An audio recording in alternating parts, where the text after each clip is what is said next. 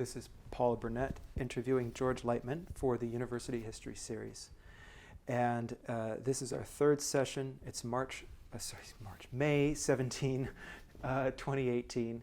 And we are here in the Berkeley Hills. And last we left off, a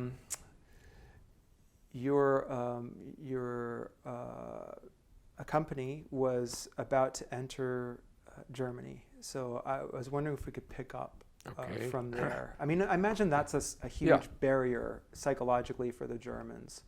Yeah, I think that's what accounts, at least in part, for the fierce resistance they put up, knowing that they were losing the war, but trying to not lose it in such a way that it was really a defeat, and they knew that things were over. There's always the hope by those who hope to win that there would be some secret weapon, which was a big thing Hitler counted on.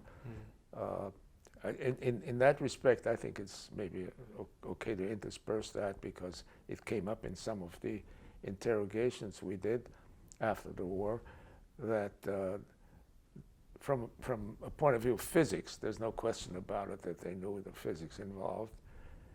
But the interesting thing was that Hitler forbade his physicists to work on this, because it was Jewish science with Einstein, and boy, we lucked out.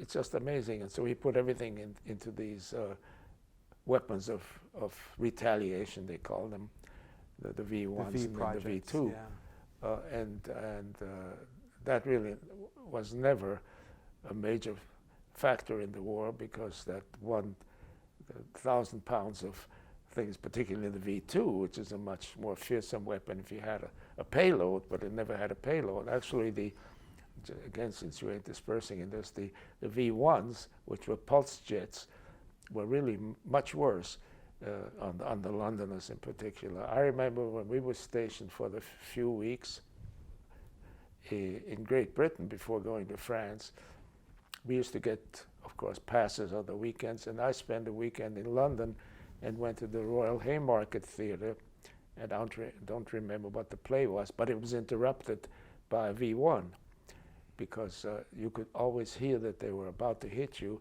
when the put stopped, because it was a pulse, so it put, then it stopped, and you knew it's going to come out, hit pretty close. And this one landed just maybe 200-300 feet in front of the theater. Again, it didn't have a huge payload, but being such a small weapon by comparison to the V2, it could be produced, of course, by the hundreds. And it was really, from a morale point of view, a much worse weapon than the V1, which, first of all, failed so many times.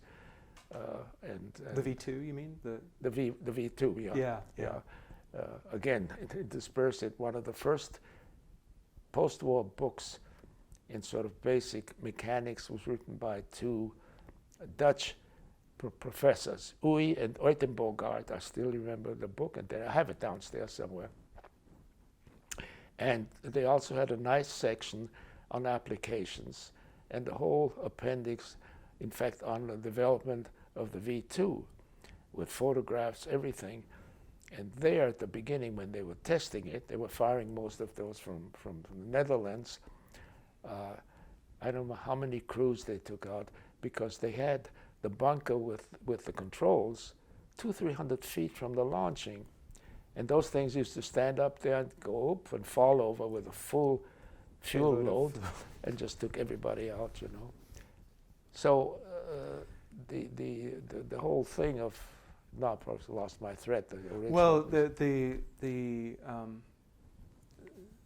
it was fortunate for the Allies that the anti-Semitism of that was Hitler. one part. The other part was, of course, that really was that came out of our interrogations. That other part came from somebody else's. Is that when after the war, when we had called Operation Paperclip to pick up German scientists and engineers, and we were always putting him in one room in the hotel usually, or a castle or something, and have the adjoining rooms. We could listen in on this, and the amazement when in August of 45, when the 2 Hiroshima and Nagasaki bombs dropped, they, from their conversations you could gather, they thought that we had built a huge reactor, and their amazement was the size of plane that would have taken to carry that. The whole idea of the implosion and all that completely absent, because they didn't involve engineers. It was also always, and it was the engineers who thought of the way of doing that. No, it's So true. we lucked out in many ways, and the Germans lucked out that they lost the war when they did, because since we had 2 bombs, we might have well dropped one on Germany and one on Japan. So all these coincidences or quirks in history are really amazing, because the alternative would have been so different, catastrophic or other ways, Yeah. So it's interesting. Anyway, we'll go ahead. You maybe have Well, a question.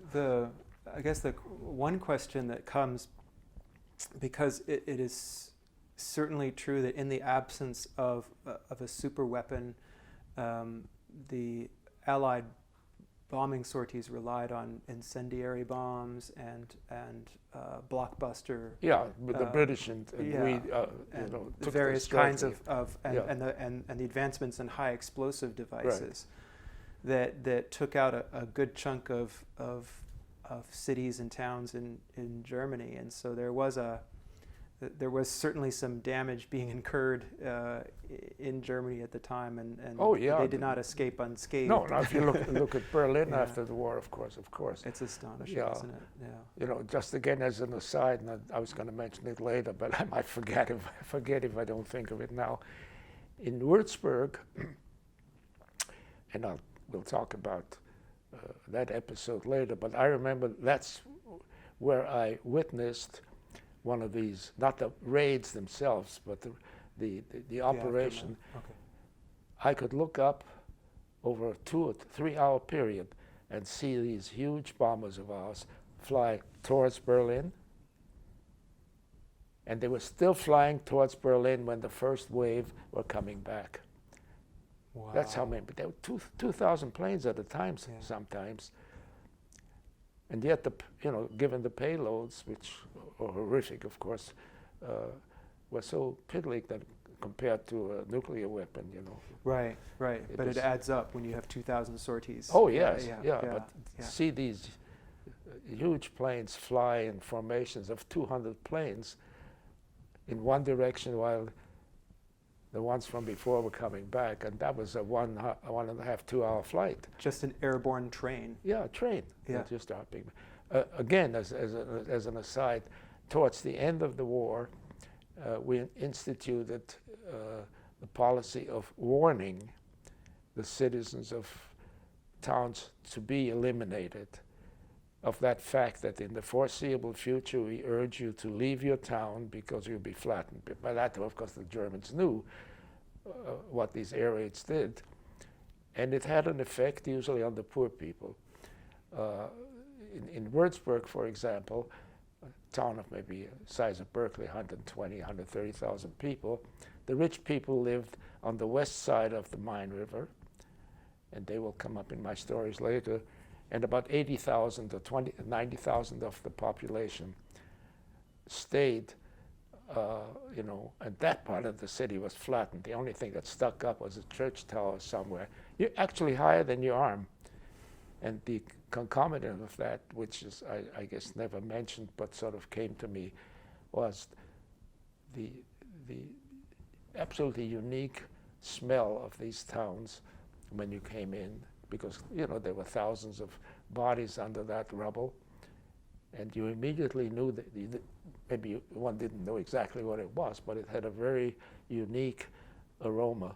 Yeah, and death. Part of it was the burning stuff, of course, that had its own smell, but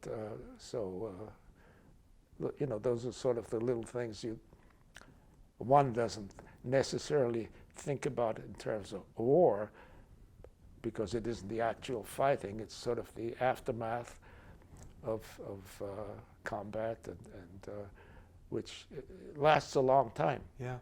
Yeah. Yeah. Well, it's part of a strategy of total war, right? The Yeah. idea that goes back to the American Civil War. Yeah, You sure. take out the capacity of the enemy to fight, not just the military, but Yeah. the train stations and the Absolutely. civilian population is Yeah, exposed. Sure. But yeah, and of course it was to the nth degree in the Second World War, and then of course in Vietnam, I guess even worse in a sense. Yeah. Yeah. You Yeah. know. 4 times the number of bombs were dropped on North Vietnam as in all theaters Yeah. during World War II. Yeah. Yeah. That's horrendous to think about, and people not prepared really for that. No. You know. So anyway, those are the things. So we were sitting around, I think, in Sargemines.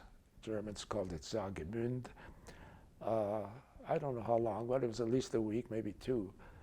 It just doesn't stick in my mind that closely. And then the decision was made to actually break through the West Wall, or called the Siegfried Line. There was a Siegfried Line in the First World War already. It must have been early March, towards mid-March, I guess. See how close that was to the end Yeah. of the war when you think about Yeah. 2 months. It's astonishing. 2 months. Yeah. And how many people had to bite the dust, you know, Yeah. at that time. So we, again, you know, I mentioned this before, I was fortunate to be in the reconnaissance unit. I guess it was called, I printed that sheet out, operations and something. No, at the end of this pile of paper, there is a, all the way back, I think, there's something, yeah, that. Oh, plans and operations? I belong to the plans and operations section of my battalion. So my picture's at the very bottom there.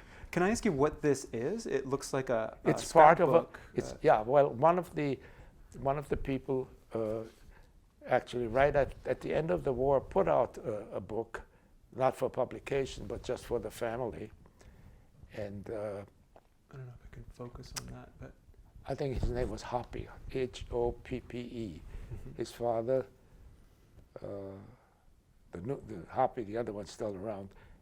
Yeah, his father was in that unit, and he and some other guy got together and collected material, and by 1946 or so, they put out this little booklet for the, you know, for the veterans of that unit. So, you know, there's one of these for everything, water supply, this, that. So this was plans and operation. I don't know how I got into operations, but yeah, well, operations, plans, I was certainly not involved in the plans. I guess gathering information belongs to that. Sure. Yeah. And you're out. How far out in front is reconnaissance? I think that depends entirely on the situation. In some cases, it may be miles, and in other cases, you know, it may be a few hundred feet. Oh. But the concomitant of that was I didn't do any work. I didn't carry panels around building bridges. Many of these people lost their fingers in that operation because they had to put the pins in, you know, and these things are flexible. And these Bailey bridges are still used, by the way. Bailey is the guy who invented them, I guess. And in Hawaii, you will find many Bailey bridges on the highways, where the engineers, after the war, just used those to build the local bridges. Yeah, they're sort of panels, maybe 30, 40 feet long and about maybe 4 or 5 feet high, and then you know, there were bolts put through at the end, so they're all flexible, which is, you know, took some of the stress off, and they could be built as singles, doubles, triples, and single and double and triple high. And for railroads, we built one in Würzburg that was a double triple or triple double or something like that, and got into the newspapers even, I noticed at the time. So in my book you'll see some of that, pictures of it. So. And was that a transformative technology from the point of view of rapid advancement of mechanized forces? Well, I think in terms of mass use, yes, but the bridge was invented, I think, before the war, you know. I don't think it was available in the First World War, of course. Right. So it was transformative, certainly in terms of the rapidity with which it could be put up, with sufficient loss of fingers. Right. And it's not funny. No. And I think our first casualty, after whom the bridge that we built in Sarreguemines was a member of one of these, and there was an attack. Usually the Germans tried to, of course, fire during building on those things, either with artillery or close by, just slow them down. Yeah, because that was always a transformative thing, to be able to get heavy weapons across.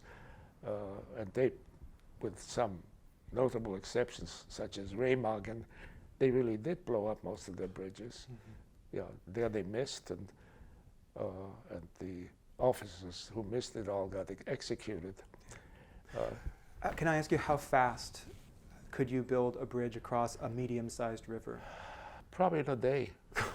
Yeah. And they thought, I'm in fact, you know, if there wasn't any resistance, you yeah. had to go and hide. But right. I mean, you know, if it's unimposed. Right. Yeah. Right. Yeah, so it's very fast because these things slip together. Now it depends on what the terrain is on both sides. You might have had to build some structure to support the ends of the bridge. That might take much longer. Usually the sequence of crossing a river was first by assault boats, which were operated by the engineers, and then building pontoon bridges, at least for infantry to walk across. Again, build the engineers. Right. And then the bridges obviously came last because they take much more equipment. You know, trucks would have to come along and bring the equipment. That presupposes that the roads were good enough. So it really depends on the amount of damage that was wrought during the preparation. So it could be very fast if that didn't help. Actually building the bridge is probably the quickest, the fastest operation. Mm-hmm. Again, if it got to be a double, triple or something, well, that would take much longer, of course. Yeah. Did you feel, looking back, that you learned some things that you applied later in life from those experiences? Certainly not from an engineering point of view that I can think of. But, you know, they are, from a technical point of view, very simple. The basic idea to build them in panels that maybe 6 or 8 persons could carry with, you know, sticks across. And then once they lined up the holes just to put pins through, you know, about this size, that was certainly something which gives you the idea. And there are contests, even at the universities now, to build a model of a bridge, a small bridge, as fast as possible. So, you know, that certainly is in that, you know, history. Right. But that's been around really quite a long time. Yeah. You know, we're talking about maybe 80, 90 years. Yeah. I guess, I mean, maybe there's a more elemental thing that you learn is something about stress and alternating with boredom, perhaps. Yeah, you can see that from our schedule. Boredom or discomfort, you know, for example. That winter was terrible. Mm-hmm. And sitting in a truck where you couldn't move around, I heard, maybe myself too, people crying from the pain. Oh my God. You know, and I'm sitting here now, I know I had frostbite, I know it now. Can you feel it now? I can feel it now. Right. You know, because my dorsal arteries were clogged up and they never come back, of course. So I'm a veteran with a very small pension. Good for lunch. Right. So we moved on, and I'm not really sure, without looking actually at the plan, what our first stops were. Certainly the first major stop was on the Rhine, in the vicinity of Worms. I think it was north actually of Worms, between Worms and Mannheim, in that area. There was another engineer battalion, 280, maybe it's the 280th and the 290th, who were very heavily involved in establishing the bridgehead. And I think we really came on maybe the next day or the next hours to start using the fact that the other side was not safe, but at least there was a way to stand up and you know, hope nobody's going to shoot you, kind of thing. Right. But at least it wasn't direct combat. Right. So that was I think our first major stop, as I remember it. We got to the other side, and again, the exact time of day and all that very hazy in my mind. But it must have been late afternoon that we got across. I think by that time we were able to already take trucks across, and what we must have been, because we stopped maybe a couple of hours after the bridgehead to pull in for the night, and we pulled into a little clearing in the woods there. On the way there were still lots and lots of German dead lying around, and they were beginning to bloat up. Yeah. And it's a sad commentary on inhumanity that the GIs were taking pot shots at those bloated up bodies just to hear them pop, you know. So it's it makes people not very nice. Yeah. Yeah, we pulled in there. By that time, I had, in fact, since I was using mostly a Jeep with a driver for these missions, I had picked up one of these, what do they call them, gurneys, I guess. Yeah. Yeah. So I slept on that. Yeah. In the Jeep, I could stow that. And so I put that thing down, and I had a sleeping bag that I could pull over my head, and woke up, never even, you know, moved during the night as far as I'm concerned. I'm so pooped. And it seemed dark. I couldn't figure out why it was so dark. I could see light coming in from the side. And when I looked up, I was lying under a truck. So a truck had pulled up right over me, not hit me, you know. Yeah. And so I've been trying to sort of list all the many times, or few times, that I just barely made it. Yeah. And so it's pure, what do you call it, luck or whatever, you know. If I were religious, I'd say it's a guardian angel. Right, right. And I mean, the answer is you're here because you survived.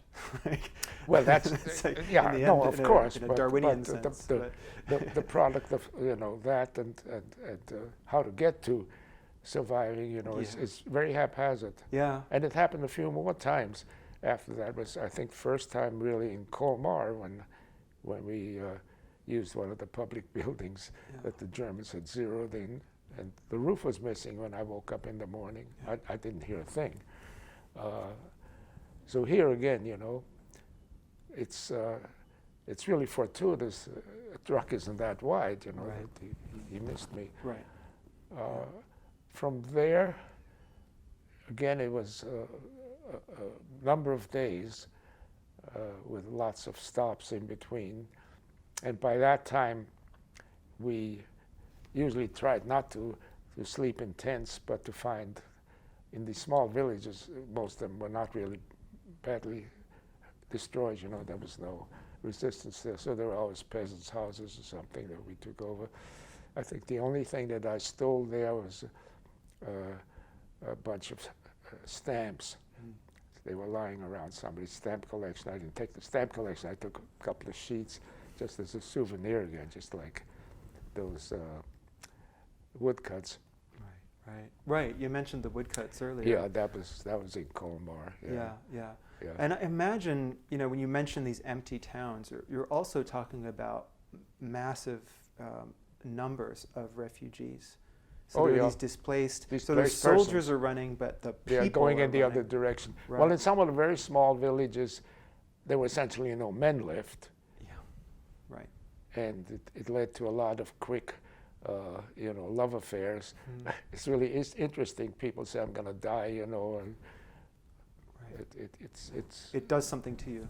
Yeah. You don't think about morality. It's a completely different view of the world. Yeah.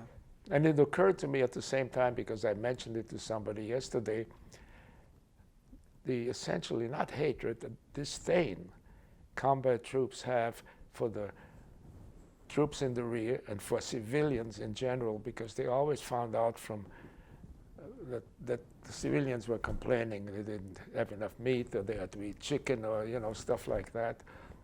And suddenly you say, what the hell is the matter with these people? I wish some of them were here. And it is an unthinking thing, because it meant your own family, obviously, back home. But nonetheless, there was sort of an inbuilt enmity build up. It's a separate society. That's really what it is, and the others have it so good, and you what are you doing here, kind of thing. There was less of that, I think, by the time I got into the war, when it was pretty clear we were winning the war, that it may take a lot of time. And I mentioned that I think the first night on the beach there, when we slept in little pup tents, two-person pup tents, and then woke up in the morning in a field of unexploded munitions, suddenly we thought, we're not going to make this. But that changed after a while. Then it became primarily something one gets used to. It sort of becomes daily life with just sporadic things that were dangerous. Yeah. Yeah. The German Air Force no longer existed for all practical purposes. And it could have been much worse.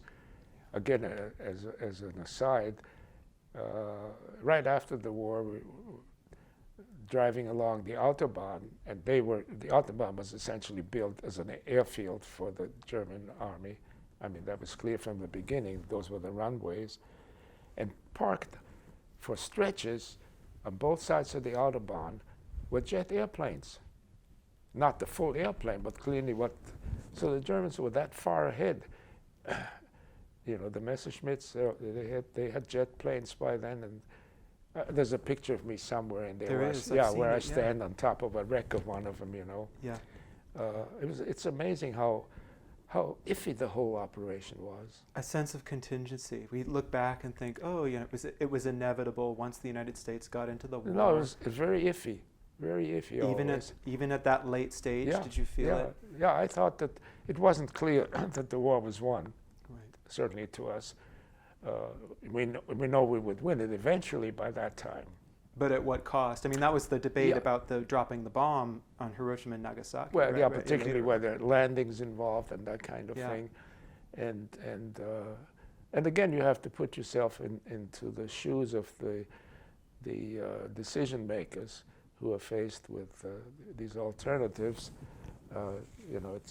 It's easy to be super moral. The whole operation is immoral. I guess that's the thing. The only question is who was less immoral than the other side. Right. Atrocities occur in every war, of course. But this one was no. In a way, because of the swiftness of D-Day to the end of the war, which was just a little over a year, much of that could be avoided. There were executions of American prisoners during the Battle of the Bulge, that kind of thing, but I think it was a rarity. Anyway, so I'm not sure. The next stop was probably on the Main River, a major stop where we stopped for a number of days. The other thing is when you like a day and then go right on the next morning kind of thing. So we came from the west towards the Main River. So I guess we didn't quite expect what we would find. It turned out the east part of the river was really not fully secured. And on the other hand, we lucked out because the rich people in Würzburg, first of all, heeded the warning to get out because they had the means and the money and everything. And they lived in very nice villas. So that's the first thing we did, is that's where we bivouacked, in the villas. And I think we were in a 3 or 4 story building, quite a, and again, you know, when you say a trivial kind of immorality,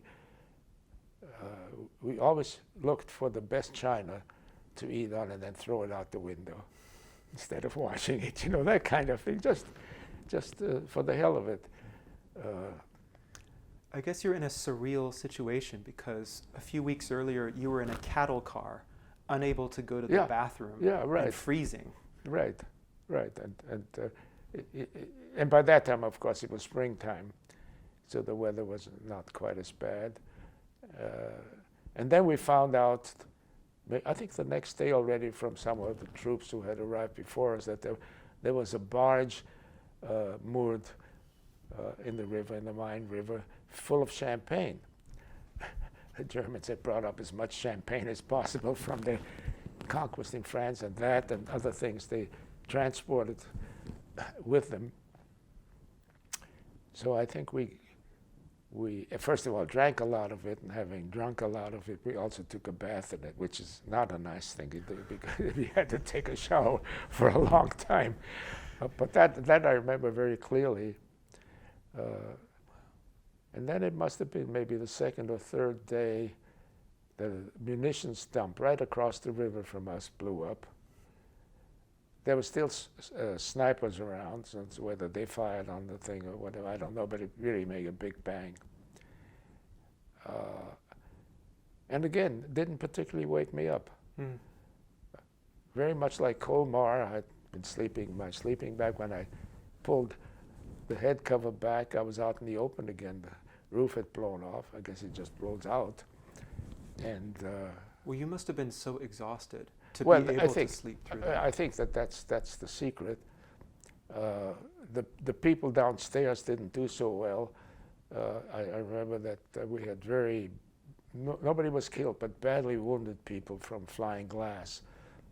The operations, the communications people had set up down on the ground floor, and the guy who was with the operations equipment sat near a window, so he very nearly died because of, you know, the damage glass can do is really terrible. Yeah. But up on the roof, you know, it was just the roof that went, but it flew out, you know. So, so another little guardian angel thing, I guess. Yeah, and you mentioned in another interview that not everyone could take the stress, because we talk in the last, I mean, especially since the Gulf War, we talk a lot now about post-traumatic stress disorder. And so were there signs of combat stress in your company? Did you yeah, there was a young lieutenant. I probably didn't mention him. I don't remember his name now. Moving ahead, he saw a map case. You know, the Germans carried their maps in leather cases over their shoulder. They figured it'd be interesting, you know, to find out. And he pulled on it, and the body fell on him, and the body was not in good shape. He had to be sent home. He went crazy. So it was a cadaver that was. The cadaver fell on him. You know, the cadaver had been there probably a number of days, and he was pulling on that map thing that the guy had around him, and he couldn't take that. Yeah. Yeah. And I can understand that. Yeah. Yeah. Yeah. So you get that stress partly from being in danger yourself, but partly from incidents like that, which you know, are just hard to take. Yeah. Yeah. And there also wasn't necessarily a buddy. This wasn't a buddy. Yeah. No. I think it was just the shock. Yeah. Yeah. Yeah. Was there support of people who were going through that, or was there less of a sense? No, I think we didn't have any psychologists or psychiatrists. Medical officers were usually butchers. I'll come to one of those later, Butcher Adolina. I don't think there was any. No, I tell you who took the place were the chaplains. There weren't a lot of chaplains around, but the chaplains usually took that as part of their assignment, to take care of people who were overstressed until they could get them out if they were really that badly things. So that was, I think that was really the only support, that I remember that could be found for people who were sort of either slowly or fast going nuts. Yeah. And you're moving in fits and starts, but pretty quickly up northeast towards an area south of Frankfurt, right? To help us orient ourselves. Aschaffenburg, I think, was as close as we got to Frankfurt. It was a suburb. Yeah. And there's you showed me this fascinating Google Maps indicator of where the 286th. Somebody went through and positioned the 286th from the time they arrive on the continent. Well, I think there are written records of this. You see, the officers, at least the executive officer, had to really keep track of where we were when, and kind of write a diary of the movements and the operations. So I think that's probably where that came from. And of course, he has a staff, so there are a couple of sergeants who might have figured that would be a good thing to do. There's the Google map. There's the other map from, in fact, the same little book that these people are working on has a map too. I haven't printed it out, but I can do that. It's similar to that Google map. So when you're encountering, you're obviously chasing the German army back.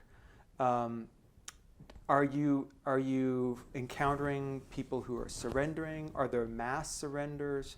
Is it kind of piece by piece? How does it work? I think it's mostly piece by piece. There were, of course, sometimes whole units that surrendered. Was not appreciated by the German government, and many of these units that surrendered en masse, their officers generals were condemned to death in absentia by Hitler. That included, for example, the people who surrendered at Stalingrad. They were all condemned to death. By that time, they were prisoners of war, so they were protected from that end, but which is sort of a funny way of looking at it.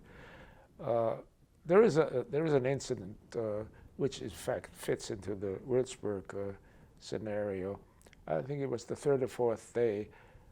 We had sent out a couple of guys to see what was going on in Würzburg, and then beyond that, it was completely flat, as I said, and so there was certainly no mass resistance left in there, but there were still German troops there, and we did encounter. The next day, after I think it was after the explosion, that we were trying to find out just how much more of that stuff is hanging around. 2 guys got sent out, and they didn't come back. So then about a day or 2 later, my driver and I were sent out to see if we could locate them. And so we went across, and we only fired at, I think, once. I think there must have been a sniper in one of those church towers that stood standing once in a while. And we got away very quickly because our whole mission was not to engage in a firefight, but to get information, which was again something which made my job, in a way, safer. I want to call it that, Yeah, you said you could maneuver, you could leave maneuver, and in fact their mission was not to get engaged in combat. What are two guys going to do in combat, but to get information and get it back. Yeah. Yeah. For example, we didn't have any shortwave radios. They may have existed, but we didn't. It's old-fashioned recon. You are going out and Going getting out it directly and going back physically. Absolutely. It's sort of the human intelligence kind of thing. Yeah. So I don't know how far out it was. We've been driving for the better part of the day and didn't encounter anything. And they got into the suburb, and I think it was Aschaffenburg, which is a fairly large suburb or town just outside of Frankfurt. And there was an alley with trees and lampposts, so it's close to this thing, and hanging from, I don't know how many, because were what I perceived to be mostly kids being hanged there. And so as soon as we got to houses, I knocked at a door, and they knew the Americans were coming. In fact, American tanks had already gone through that part of the place. And that's exactly what happened, is that these kids, 10, 12 years old, had been given bazookas, each a bazooka is called Panzerfaust. Right. Yeah. And said, as soon as you see an American tank, shoot at him. Well, they ran away. As soon as they heard the tanks coming, they didn't wait for American tanks. And then, to their great sorrow, American tanks came through. 2 hours later, the SS company came through. So this intermingling of the front line was not unusual because things moved so fast. And they again asked, how come? What happened? And the people said, well, these kids ran away, so they hanged them. Yeah. And they hanged other people who surrendered. I mean, I found out later on that was not unusual, either executing him or hanging him. So that was, not a singular event, but it's something that I still wake up to because it was so crass. Yeah. So it was very shocking. When I was a kid, I think a lot of young kids were very fascinated by World War II, my generation and earlier generations too. And there's a boy-like fascination with it. But I remember seeing a photograph of at the tail end of the war, and it's a German soldier, and he couldn't have been more than 14. Volkssturm it was called. And he had storm. And he had a Panzerfaust, which is like a rocket-propelled grenade. Yeah, right, exactly. And this was normal procedure, of course. Yeah. It was, and the it's last a little bit like in the Middle East or in Africa, these armies of kids. Yeah. 8, 9 years old. Right. Right. In Asia, so that's and I'm sure that. Well, look at the Children's Crusades. Right? Those 2 crusades, those kids were of that age. Right. Right. So it's nothing new in humankind, and it shows that things don't change. Right. And certainly not rapidly enough to suit me. Right. Yeah. Right. So there's a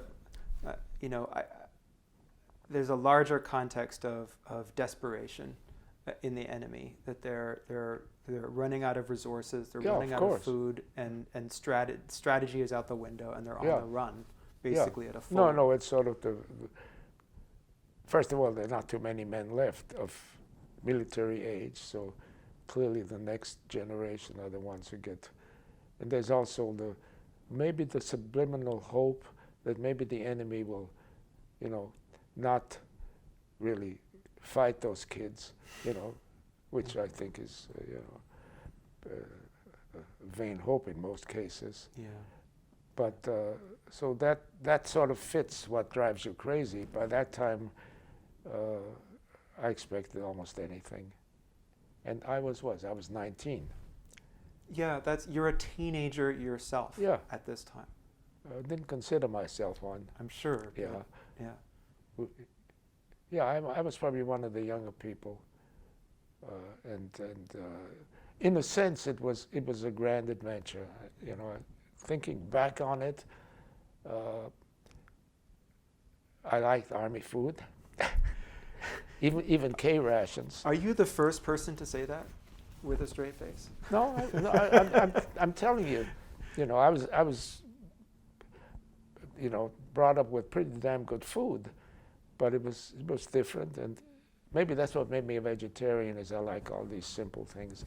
Anyway, so it was, I think the thing that, in a sense, was most, not disturbing, but the most painful, was real pain, like the frostbite. I sit here and I know exactly what's going on now.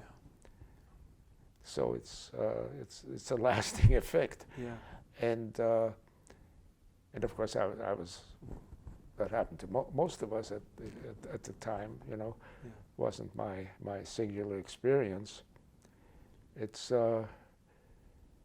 but I think it was a different experience from what I think almost the remainder of certainly my buddies. They didn't speak the language. See, so I could really find out much more quickly what people really thought, sometimes by listening only, not letting them know that Well, I spoke you did tell us the story of the barber Oh situation. yeah, for example. Yeah, for example. That's more humor of the gallows kind of humor, but sure, and I think it gave me a very different, that and the experience of my own family. Got to remember that between that period and the time I left was only 4 years. From the time I came to the States and went back was 4 years. It's difficult to comprehend. It's so much of this is difficult to comprehend, and I guess one of the things I wonder is, what does that level of experience, how does that change one? And feel free to speak for a generation at this point, because there's so many people. There were, depending on how you count them, between 10 and 13 million men at arms in the United States alone. Yeah. The losses, 20 million dead in Russia, 7 million in Germany, 400,000 US dead. So tremendous losses, but tremendous mobilization with people having a kind of common experience.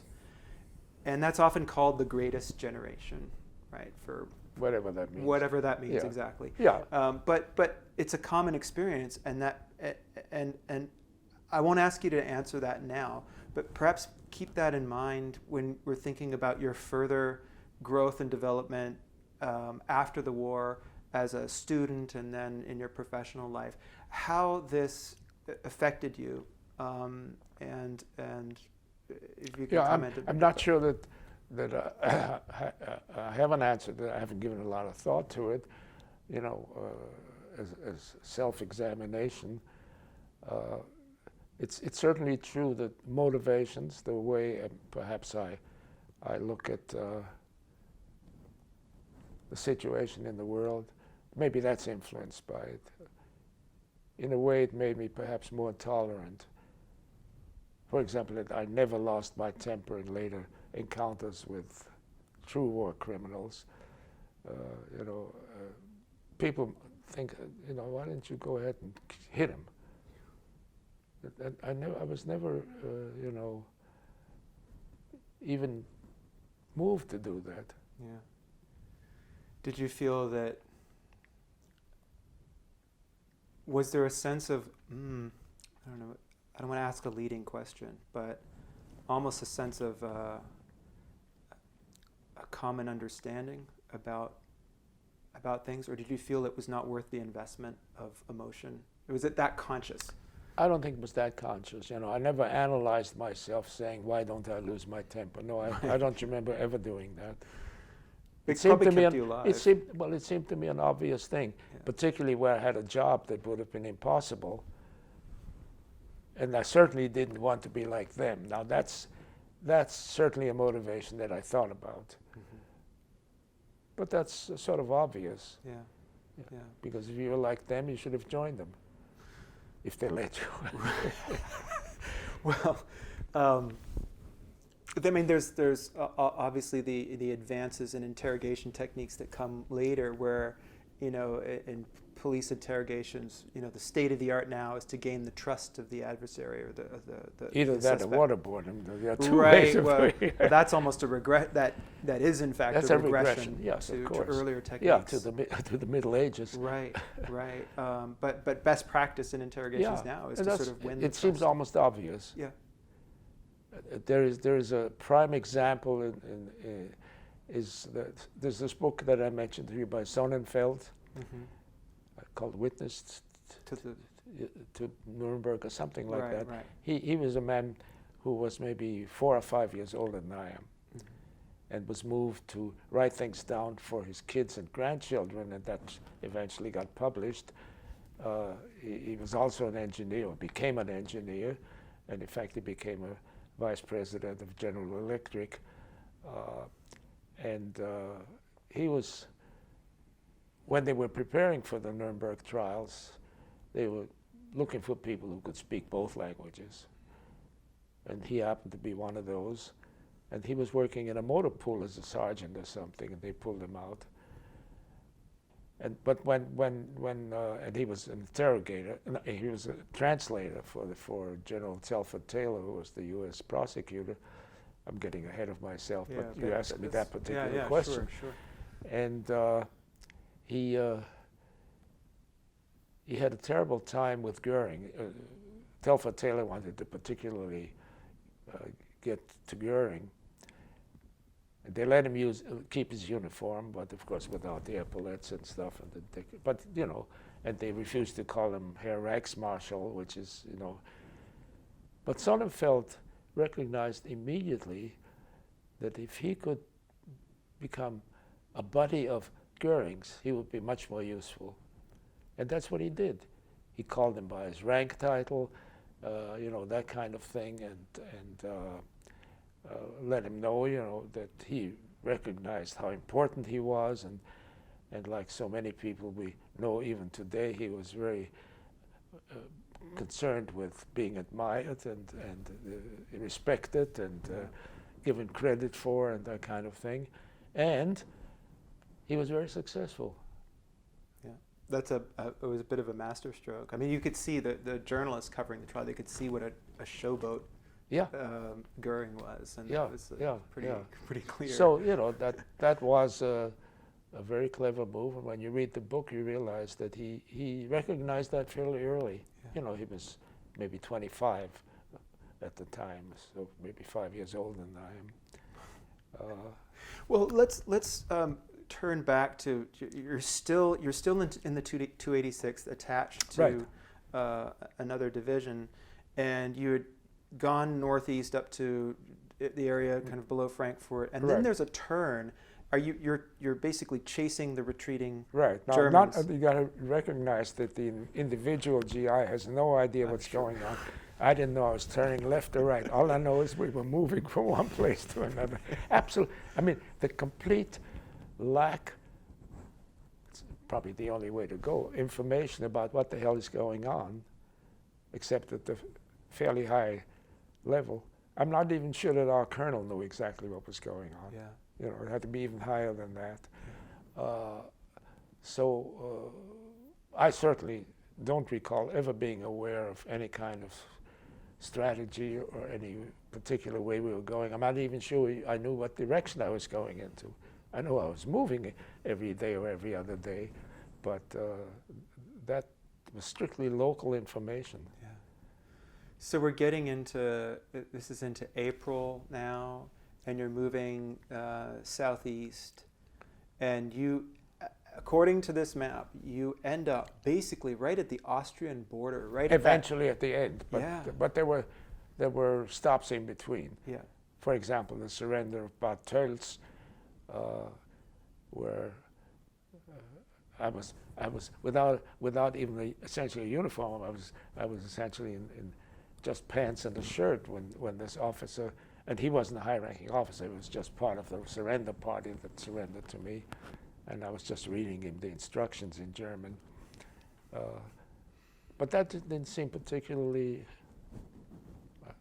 that seemed very reasonable to me. What did his surrender, or? Well, the whole point that I was involved in it, they knew I was the German speaker. Oh, yeah. It's one of the reasons they put me in the reconnaissance unit. So that was my job. Right. So, You're the interface. Yeah, so I didn't consider myself special. I knew, and I didn't realize how lucky I was. At that time, I didn't analyze the situation saying you're lucky than 99% of this battalion because you don't have to work like a dog. And, you know, and particularly the thing that what I did in a sense was safer, that didn't occur to me until afterwards. Mm-hmm. I certainly didn't see it as an immediate plus. Right. But I found it an interesting assignment. Yeah. Yeah. Interesting, you know, has many definitions. Yes. Yes. I mean, it clearly had its challenges, but it's known, I suppose. I'm not entirely sure about this, but you know, early on when things were more, so I've talked to other veterans who had German, and they were picked right away for a very specific task because they could speak German. And you were, in a sense, in your division. But was there a sense, are you then plucked for this kind of role and positioned into other places? How does that work? How do you transition? Well, it did in terms of after the war. And I tried, even before the end of the war, to let my officers know that I would like to apply a transfer to what I thought was a unit that would make use of my talents. And the colonel always said, no, I need every man. Forget it. Colonel Johnson. And so it wasn't until after the war, maybe July or so, that I was able to actually apply officially for a transfer to the CIC. So you sought it out yourself? Yes, yeah, they didn't come and find me. No, nobody let anybody know that there's this useful person around. But Right. I knew that, particularly during the occupation, there must have been use for somebody who could speak the language and presumably had some knowledge of the system. But I don't, I certainly was never approached and says, would you like to transfer? Do you remember VE Day? Do you remember where you were? Not specifically. I don't think there was this jubilation that I saw, you know, reported on by the newspapers and stuff like that. We certainly, I don't think we even had a party or anything, you know, because it sort of happened in dribbles. Yeah. You know, little driblets of danger disappearing in a way. Right. Right. The only other experience along those lines was when we were again already in Austria, near Innsbruck. We got as far as almost Innsbruck, got into a little village and suddenly were surrounded by German paratroopers, you know, armed. They had these Schmeisser submachine guns, and they had the short helmets, Right. so you knew they were paratroopers. And they didn't seem particularly, you know, I mean, they weren't shooting at us, and I identified myself and said that, and of course now they knew that I spoke German. And I asked them who they were. And they said, well, they're the Air Force, they're Field Marshal Goering's personal, you know, whatever they call it. The guard. Guard, yeah, really, yeah, must have been about 40 or 50 of them. And I said, well, that's terrific. I'd be happy to take his surrender. And he said, too late. He's having dinner with General Patton tonight. At that level, they all get together, you know. It's very interesting, this professional. I ran into this much later, that even at the height of the Cold War, our officers and theirs, very often at parties, they're the ones who talk to each other. They didn't talk to the civilians. Yeah. So there is a kind of It's a brotherhood of arms. It is. It is, and it serves a kind of function. You can see that it's necessary to have communication between the enemy parties at a certain level to be able to communicate. At the officers' club kind of thing. Yeah. To be able to discuss terms, and I'm sure there's a highly evolved protocol around how one behaves, and that's partly what's in play. Yeah, and I think that was sometimes followed, sometimes not. You see it more in movies, I think, and I'm now thinking of, was it Bridge of the River Kwai?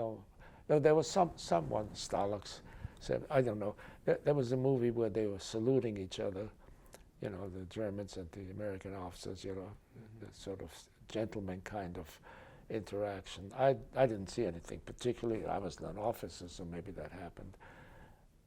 I think by that time, there'd been enough known about, not the details of the terrible things that were happening or had happened, so that sort of precluded too close. But once you get into the general class, or even higher, you know, upper generals, you know, 2 or 3 stars, I think there was that. Now, Eisenhower, I think, was an exception to that.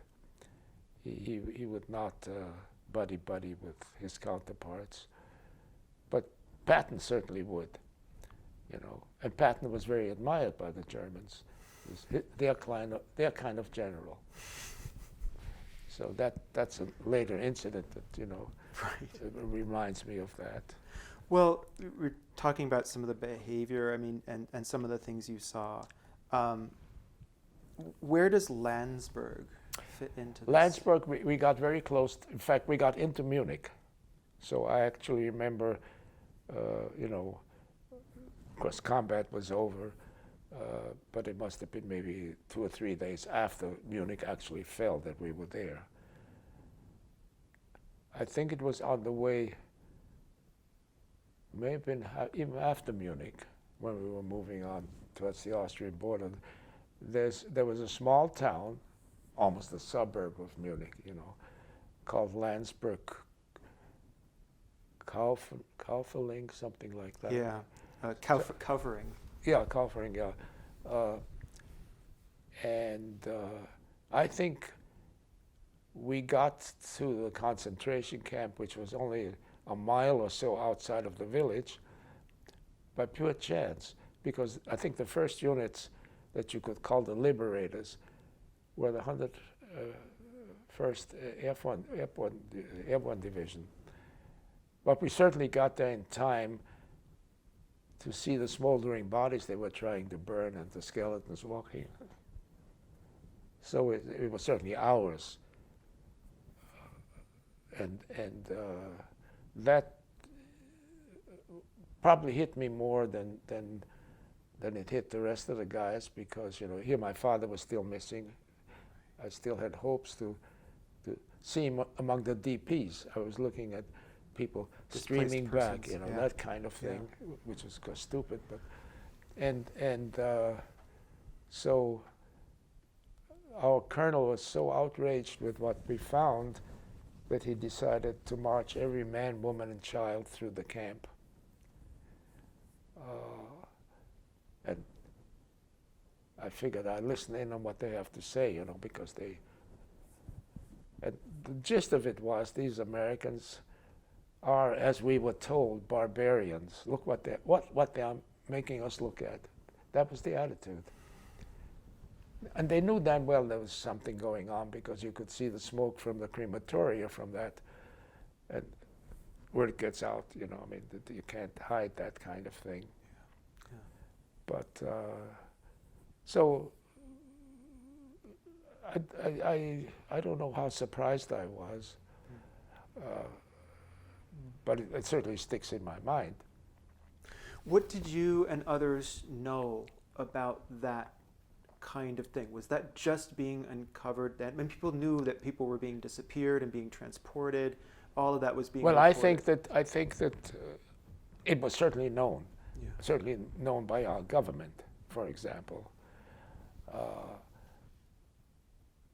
The individual GI not until he got into a personal contact with it or ran into somebody who, you know, was in a unit that went through a concentration camp. So I don't think that was particularly known.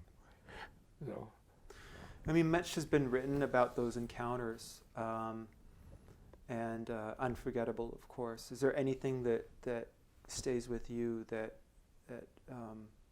you recall? I imagine it's just kind of unforgettable, the whole thing. It's something which, in a sense, is post-traumatic stress, of course. But when I have a nightmare and I wake up, you know, that some of it certainly pertains to that. Just like those kids dangling from the lamppost. It, in a way, it didn't surprise me. I think that's really the interesting part. I don't think so. I don't know whether it had any effect on the troops in general, that they decide not to take any prisoners or something like that. I don't know personally of any such. I'm sure it happened, of course, but the whole the whole thing of the culpability of individuals you meet is almost impossible to know. So if you're at all rational, you know, if you ran into SS, then you could tell, okay, you know, those were. But in general, maybe I didn't expect too much, because I'd mentioned that of all these people who were so-called friends in Vienna, nobody even surreptitiously would say to any one of my family, "We're sorry, we can't do anything, but we're very sorry." So maybe I just got inured to it. So these were camps that were, you know, everyone is very familiar with the large camps. Yeah, these were satellite camps. Yeah. And there's but there were a lot of them. 5,000 apparently, Yeah. or more. Were you saying there were more? Well, I saying than if you 5,000? in the report that I read some time ago, they counted the number of places where people were held, from 5 in a police station kind of thing, but to the huge camps, 80,000. 80,000 separate places for, detention. And the number of people that I forget now, the guy that wrote the book, Goldberg or something like that, he counted from what he could put together to run all these places that at least 2 or 3 million people were involved directly. That was, you know, sort of denied, and is still being denied, you know, that that took very few people to run those camps. Right. And on the other hand, they had lots of volunteers from the Ukraine to do it. So the officers very often, of course, were Germans, but very often camp guards were from the satellite countries. Right. Who volunteered for that. You know, it was a good life. Wow. So I know at Sobibor, for example, it was Romanians. And I was particularly interested in Sobibor once I found out that little Leitmann was the number 2 in command of the breakout. So I have no idea what it is. But if you read that account by the Russian lieutenant after the war, he said my number 1 friend and planner was Samuel, called Shmuel, Leitmann. Who knows? Right. You know, so it's not a very common name, so that. But I had no inkling of that at the time. You know, right. not the slightest. Right. Yeah. But it was, you know, so close to the end of the war, or right at the end of the war. It's this, you know, revelation of horror. There's just one more additional camp is found. Yeah. And it took a while. Even that took a while. I don't recall that they made much of it at the Nuremberg War Crimes Trials per se. It was a clever way of running those that whole operation. As I recall, of course that's a priori, the posteriori knowledge, is that they took care of a number of problems that would have arisen once they set up the whole idea of war crimes trials. So that must have been maybe 1 or 2 years before the end of the war. They started planning for this. Yeah. To take care of, first of all, of the excuse that the idea of concentration camps, for example, and atrocities, that always happened by the very people who are prosecuting us now. For example, I said in the Boer War, there were concentration camps, you know, that was an excuse. And I guess it's been done before, because there is, in fact, a philosophy of law that says that prior information is not admissible about your prosecutors. It has nothing to do with anything what you did. Right. Right. So that was immediately put into practice. As soon as for example, one of the attorneys, they got very good attorneys at the time, and would even raise that question, they were pointed immediately, this has a Latin name, you know, that this was ruled out when the trials were set up. And the other one, which is maybe even more important from a practical point of view, is if, as suspected, millions of people are involved at some level, you can't have trials for millions of people. So what you have to do is you get the top people, and then you try the organizations. Which organizations are criminal organizations, like the mafia? Well, the SS, the SA, the Sicherheitsdienst, all those things. And then you say, well, you have to be above a certain rank before you can become personally culpable. Yeah. So that was a very, very important idea, because they could have done nothing on what kind of trials can you have for millions of people. That doesn't make sense. So that, I think, was a very important step in the whole legal process. Was there also kind of in the background a sense that in terms of when it came to sort of settling the terms and determining the future of Germany, the question of justice was framed in terms of the previous post-war failure of World War I. That is this justice of this retributive justice that led to resentment that then produced another war, and that's the narrative that won out in the end. And I think that built into that is a certain amount of looking the other way, because if you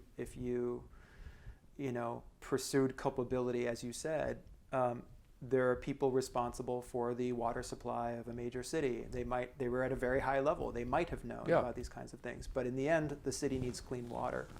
And so in terms of there was a practical, pragmatic approach to rebuilding Germany that necessitated a certain amount of...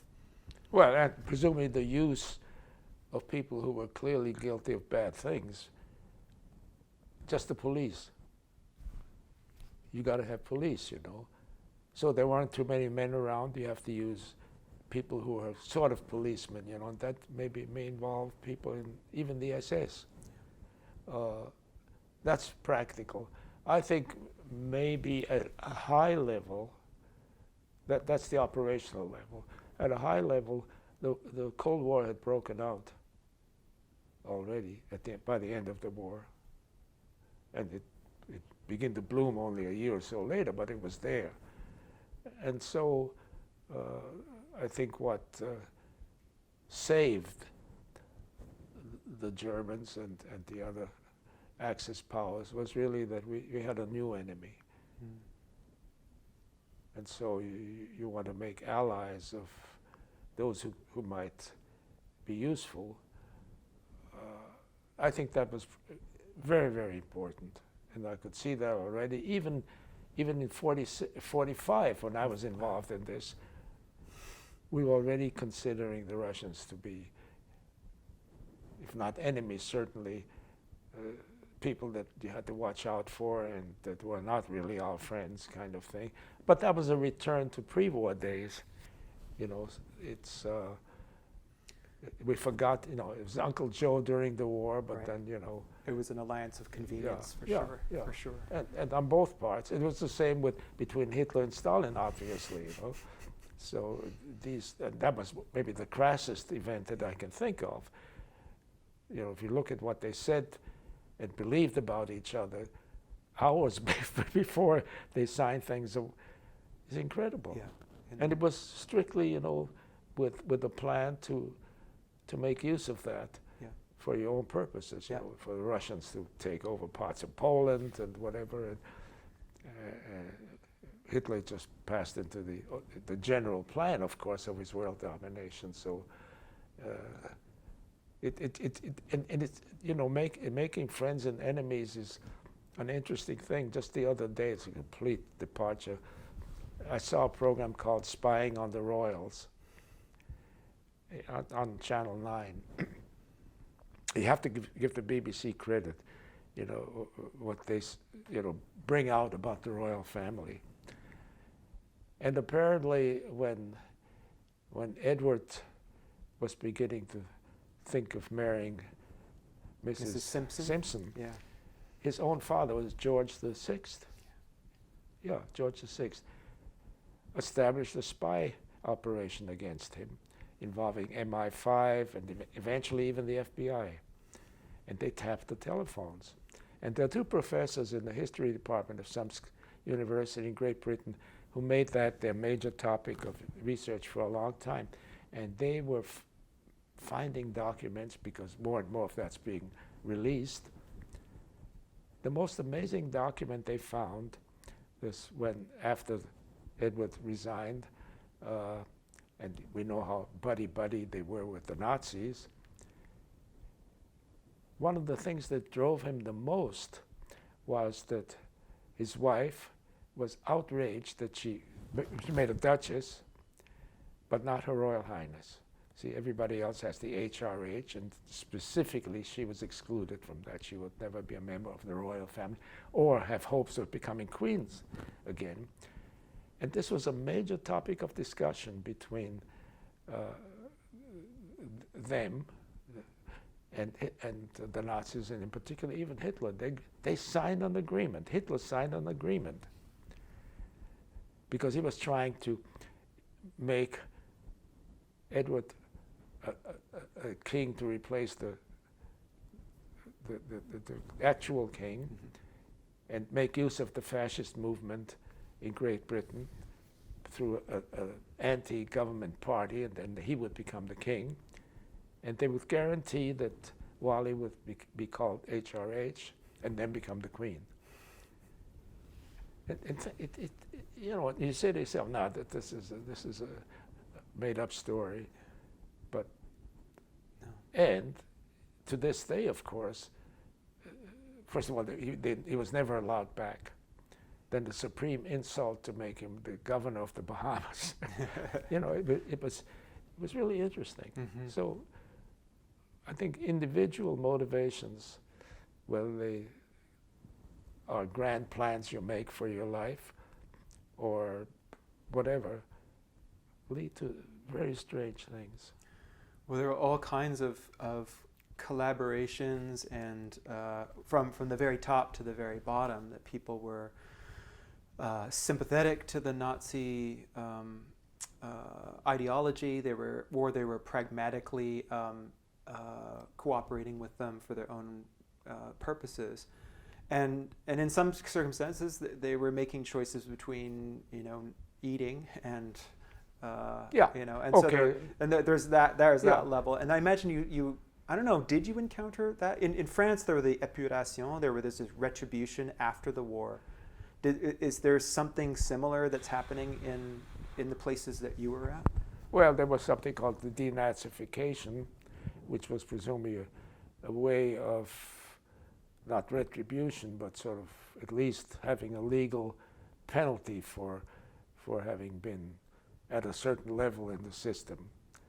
And in fact, one of the major functions, later on we're not at the CIC yet, was in fact denazification, interrogation of people who were applying for jobs, who wanted to become the police chief in this village, you know, that kind of thing. The only thing is that I have never found, at that time, this isn't true now and isn't true with the current generation, that there ever was a Nazi. The people across the street, boy, they were terrible Nazis. That was that kind of thing, you know. Yeah. I ran into this all the time. Well, my father was stationed in Baden-Baden in Germany in the early 1960s, and they had a saying with a very thick, you know, almost Hollywood German accent. They would say, "There are no Nazis left in Germany. They all died in the war." In the war, yeah. Right. Yeah, so obviously nobody now, my buddies or anybody, could be. Right. Yeah. No, I understand from just the practical point of view, if you can make use of that or persuade people you, A, weren't culpable of anything, or whatever you did, you had to do, up to the point where people say, well, you know, an order is an order, is an old saying. So it's not my fault, I was ordered to do it. And it's true, people were ordered, so, except they didn't resist. And even if you don't talk about resistance, there was a way of not cooperating at a price, Right. you know, not being promoted or getting the job you want.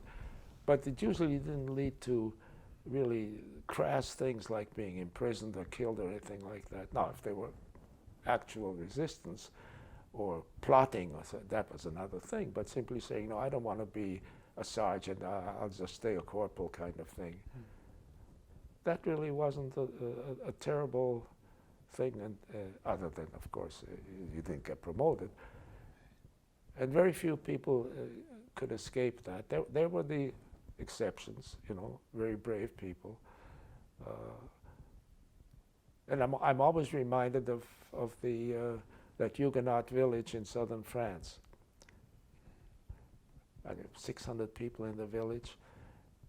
None of them had gone to beyond second or third grade kind of thing. They saved 2,000 Jews. And after the war, they were told, "Were you crazy? I mean, can't you imagine? What are you thinking of?" They didn't understand the question. They said these were people who needed help. It was simple for them. Yeah. No philosophy involved, nothing. No justification. And you get this then on both sides. On the other hand, you know, I'm not culpable if, you know, I'm brought up to obey orders. And you still get this. Mm-hmm. It's still a debate, even, you know, in our military law for a long time, you know, what can you do if you get an illegal order from an officer? Or how many people would actually resist, even now? I think that would still be the brave people. Yeah. Because it's just not, as soon as it becomes dangerous to you or your family, everything else disappears. Yeah. Except for the exceptional people. And one never knows whether one would be one of those exceptional people. Right. You Until you're tested. That has, I've thought about that. Because, you know, you can say, no, never. I don't know about that. Yeah. I don't know about that at all. So it's not a trivial question, but I think it's one that has to be taken into account when you draw laws, regulations, and so on. You know, how much can you demand of an individual, a normal individual, in making rules? It's not a trivial question, because you can't ask too much of people. And we have the hearings about, you know, the head of the CIA, right? You have the same thing. Mm-hmm. Well, I think that's one of the things that emerges in the post-war order, is that there is such a thing as what's called international justice, but it's really supranational justice, that over and above, you're going to be held to account. And there is such a thing as a war crime. And I think for the longest time, I mean, there have been rules of engagement that go back, and those change over time. Yeah, but not in the sort of governmental level. Right. Yeah. So that's a move in the right direction, except it's very hard to put into practice. Yeah. Do you think that and I think you've alluded to this before, but many people came out of that war with their own strategies for coping. Some, it became sort of black and white. That's an enemy, and that's how I deal with it. And your strategy was, I think you cultivated some empathy. You really looked at how morally ambiguous a number of situations were, and you cultivated a lot of understanding for other people. Is that a fair assessment? I think saying that in the case of the women concentration camp guards I dealt with, there was no empathy at any level. I just said, first of all, I'm not going to be like them, okay?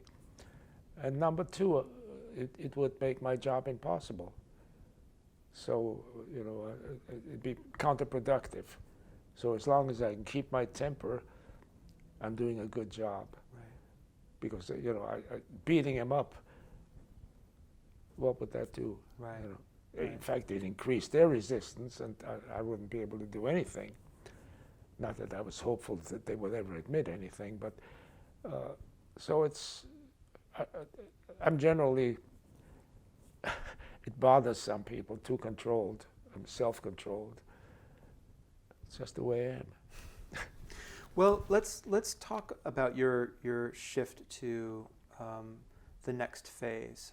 So the war has concluded. You are well. Tell me how you then end up with the Counterintelligence Corps. You applied, and at what point are you brought in, and what is that like? Okay. That? I think that I actually was transferred physically or legally. My unit was disbanded. So, I would have been assigned to another engineer unit. I should have been sent home because legally we were supposed to already be going home. I don't know what would have happened. But the occupation had started. So I don't really, fix in my mind the day-to-day operation. Orders came down and I was transferred. I kept my rank. I was a corporal by that time. A lot of important people were corporals, right? Hitler. Wasn't Napoleon a corporal at one time? Yeah. So, but just from a sort of, again, I was 20 by then. Yeah, I just 45, May 45. So I just turned 20. There was this whole idea, I'm going to be wearing an officer's uniform. Now that seemed to me at the time very important. And so one of the first things I did, it's pretty funny, I found a tailor who could make me an Eisenhower jacket, that picture you have of me in an Eisenhower jacket. All that was done. Where would I get, I had to get the US's, and all that stuff. Seemed very important to me at the time. Just sort of as an operational thing. Mm-hmm. Yeah, but it's really funny. And that it seems to me it was something that I really worked at. And but let me so when you're still a corporal, but when you're transferred to the Counterintelligence Corps, something happens to rank in terms of the operations that you're doing. Can you talk a little bit about that? Yeah, well, you within the Army records, you're still a corporal. But as far as the outside world is concerned, you're a special agent. You have credentials, you have a badge, and you have all the powers that are stated, on a piece of paper. Shall not be hindered in any way from anything. We could take on any rank. We could take, first of all, wear civilian clothes if we wanted to, or take on any rank up to colonel without special permission if the job required it at a given time, as it did at one time at least. And so that was very attractive. We were in teams, usually 6 to 10 people assigned to a particular region. And I just found out fairly recently that one of my close colleagues was Henry Kissinger. He was a special agent in the CIC. Did you know that? Yes. In Yes. Hanover. Uh-huh. Right. Now he got into that through training right at the beginning. He was put into military intelligence and then assigned to that particular branch of military intelligence. Now he did, as far as I'm concerned, he never passed one of the things that was stressed to me is that you mustn't have an accent. And he hasn't lost it yet, you know. So I don't know, he was always an operator, I think. That was clearly attractive because we usually lived in very nice places, you know. My unit was in Wiesbaden, the capital of the state of Hesse, and we were bivouacked in the villa of a coal magnate. And we had, I think the team was maybe about 8 or 10 of us. We had a former German countess as the lady who took care of the household. You know, she was the head of the household, you know. So she had staff? As a staff, we had a kitchen, you know, and all that kind of thing. I became very friendly and eventually got to be one of my best friends. A man about maybe 15 years, 12 to 15 years older than I am, Tom Herman, who was almost from the beginning, well, it's strange to take 2 minutes. He was originally from Luxembourg, and very bright guy. He had a brother who lived in Switzerland. That was another story, but he was a perennial bachelor. Very funny why, and he, but he was a guy who could talk culture about, you know, literature. He spoke 8 languages. Goodness. 8. He didn't count the ones that he couldn't take shorthand in. And he was actually, when I met him, already a lieutenant colonel, his regular rank, because he had done this for a long time. And he became, after he fled to Spain from France, Luxembourg to France to Spain, and then got to South America, and he became the private secretary of Ambassador Biddle, who was then the American ambassador in Brazil. And then very shortly after he got that job, he volunteered for the Belgian army in exile. And his boat that was going to take him back to Europe, of course they were stationed at that time in Great Britain, it was torpedoed, and he landed in New Jersey on the coast. And so he said, well, the best thing I can do is volunteer for the American army. So he did.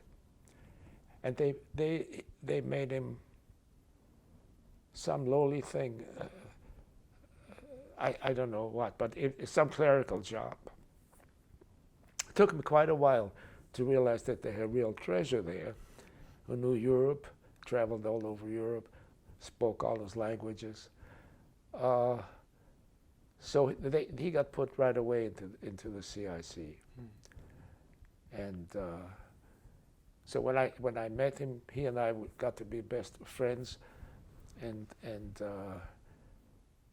it was the kind of unit where I think he and I were really the only fluent German speakers. Then we had a German shepherd, his name was Wolfie. He was another member, he was a German member of the contingent. And Tom, I bring this up with respect to the countess who was handling the household. He ate, starting with the dessert, and ended with soup or nuts or something like that. And she arranged for him all that. That's perfectly fine, you know. And it was again a very different life, rather suddenly, but suddenly I was, I don't know what you would call it, but a member of the master race, I guess. Sort of, you know, it was very interesting. Yeah. And for a 20-year-old one, it's like a movie script. Yeah. You know, we each had a Jeep, and a private car. I had an Adler, a red Adler sports car. It was the last German car that was produced still in February of '45. And it belonged to some Nazi bigwig. It had a siren in it.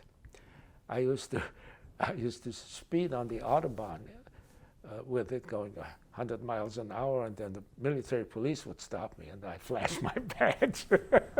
You know, it was that kind of stupidity.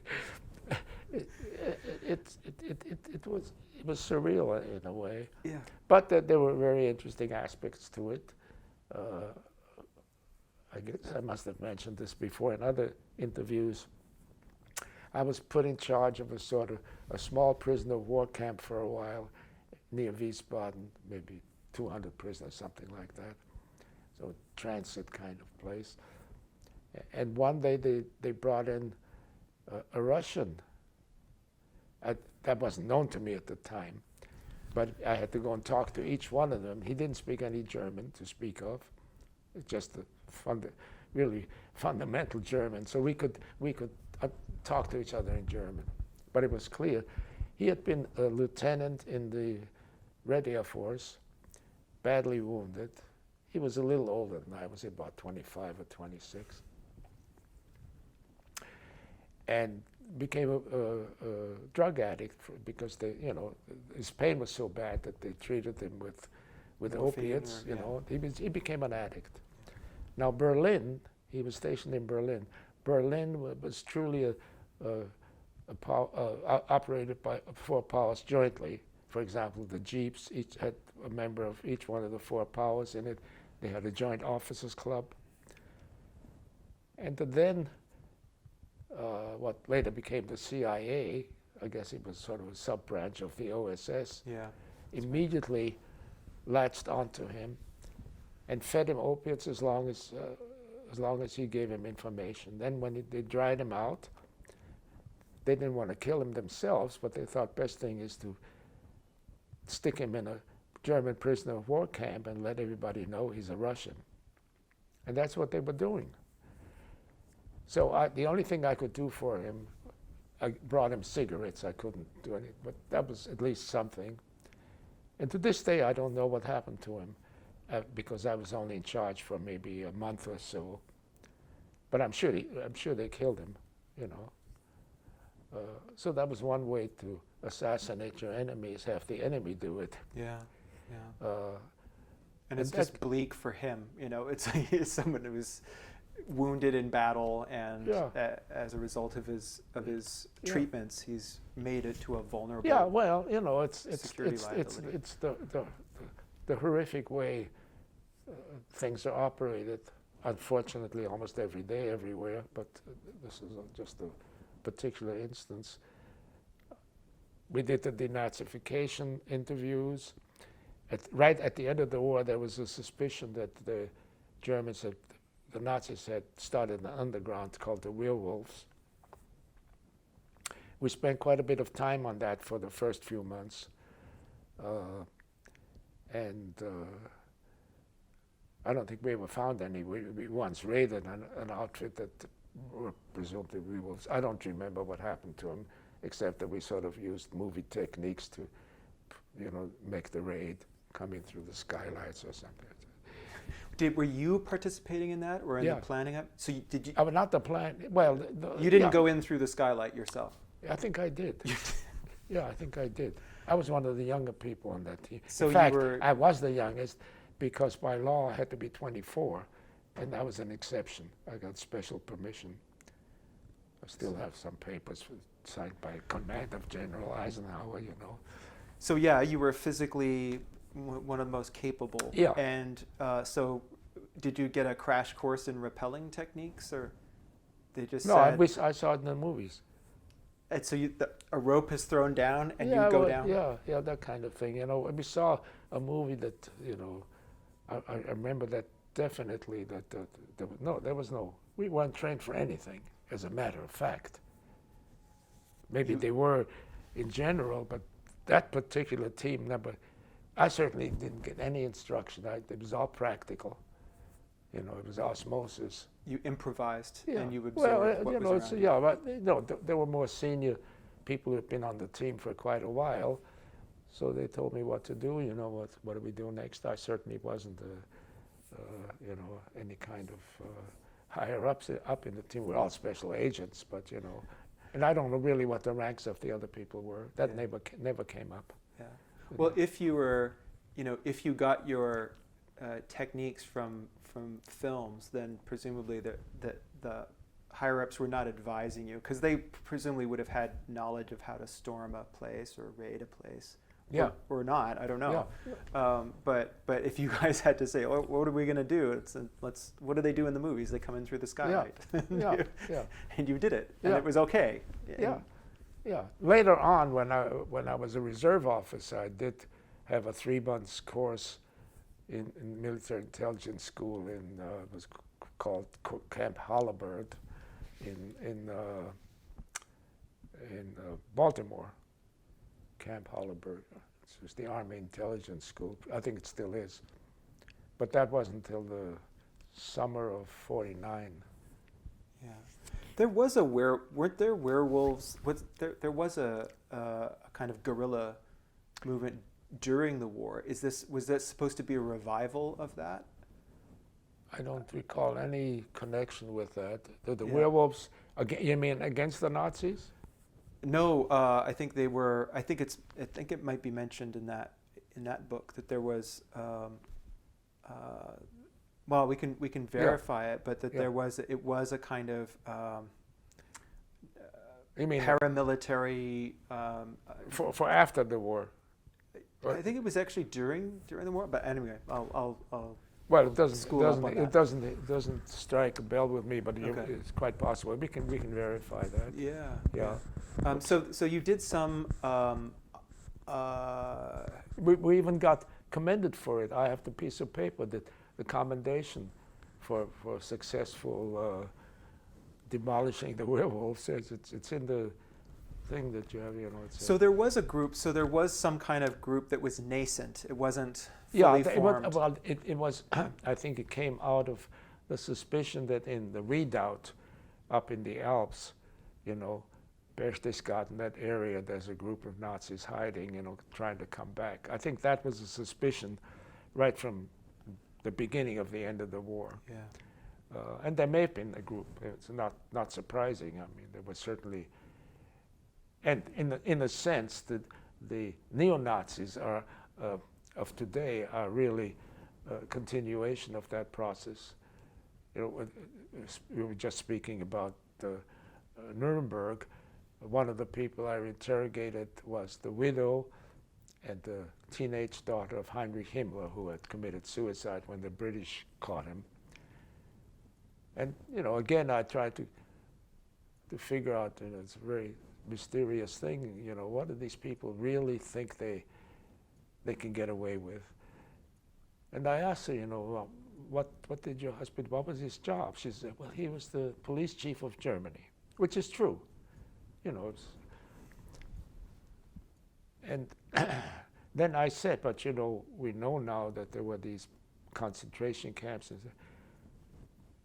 didn't have a clue. I said, did you know what he did? You know, oh no. We never talked business. Okay, but he was a very bad man, she said. I said, why? Oh, he had many affairs. And bring me to the day. That daughter, Gudrun, Gudrun, who was then maybe 12 or 13 years old. Yeah, exactly 7 years difference. I was 20 and she was 13. That's right. She is the godmother of the neo-Nazi movement to this day. She founded an organization to help former SS officers. She's sort of the patron when the neo-Nazis meet. She's now, 88, something like that, or 87. Yeah. So there, you know, that part of, it's not an armed resistance, which is what the werewolves are supposed to have been, but certainly from the operational point of view and the future, that kernel is still there. Yeah. So it's So And that's we're talking 70 years, yeah, more than 70 years. yeah. And it comes up and goes down. It sort of ebbs and flows, doesn't it? Yeah, well, it depends, but also I think it either is one of the underlying movements that are due, that are involved in the general move in that direction.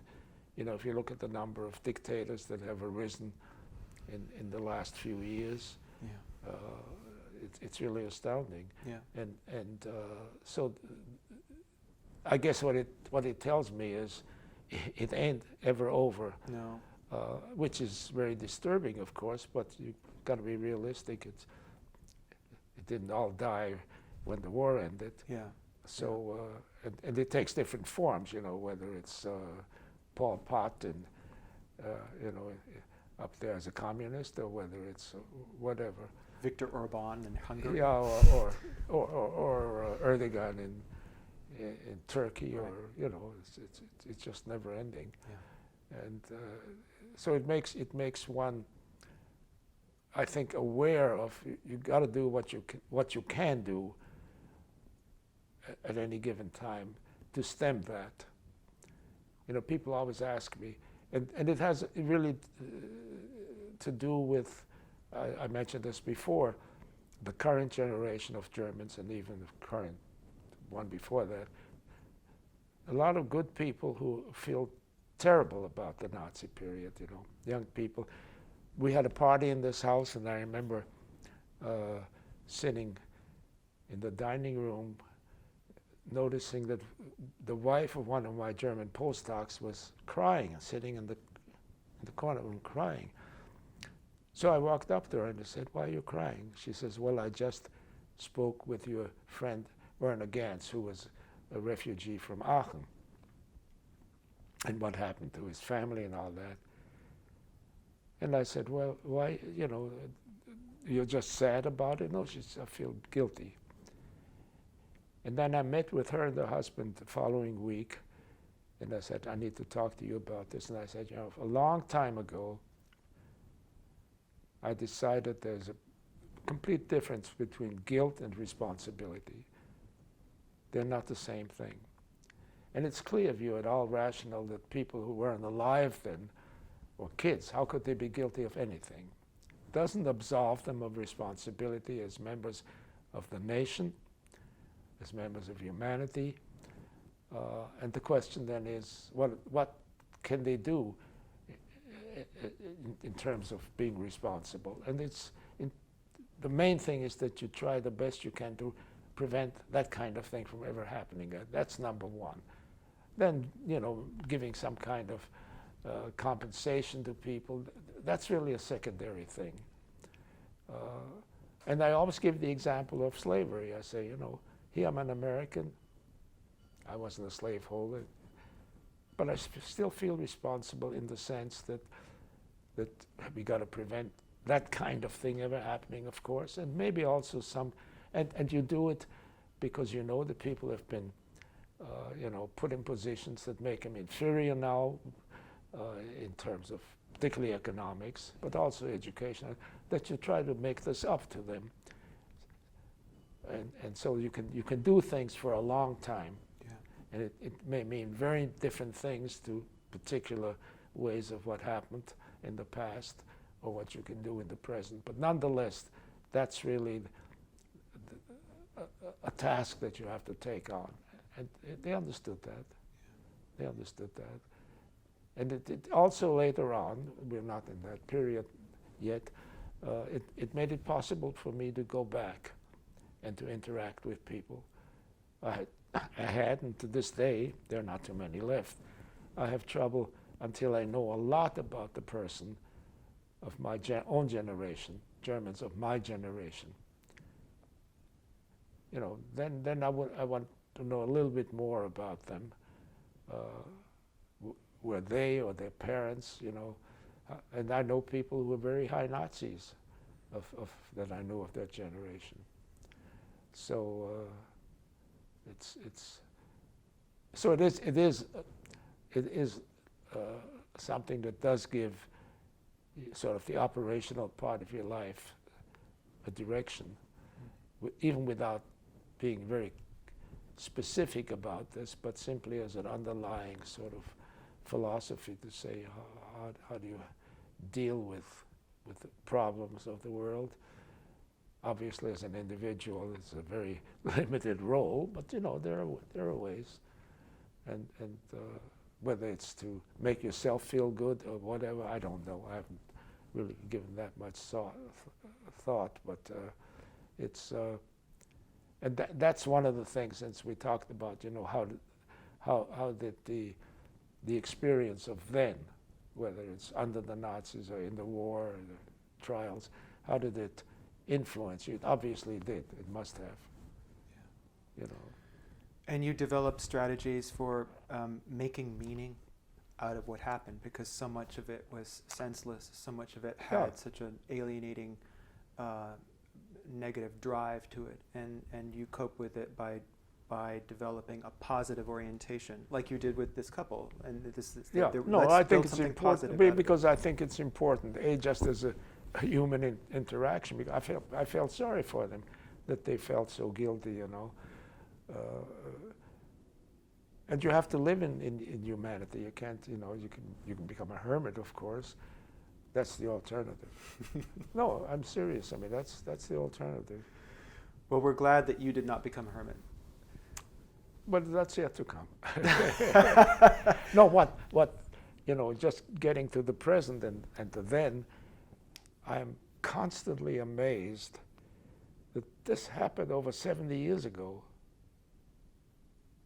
I wake up and I say, gee, and I can remember things now that I've completely forgotten. It comes and back. this even comes to language. I'm beginning to forget English words. Something pops up and the German word pops up, and then I have to think very hard. Now, what's the English word for that? I'm serious. Yeah, it's interesting. That's very disturbing. Yeah, it's a bit of a mystery, but the brain, you know.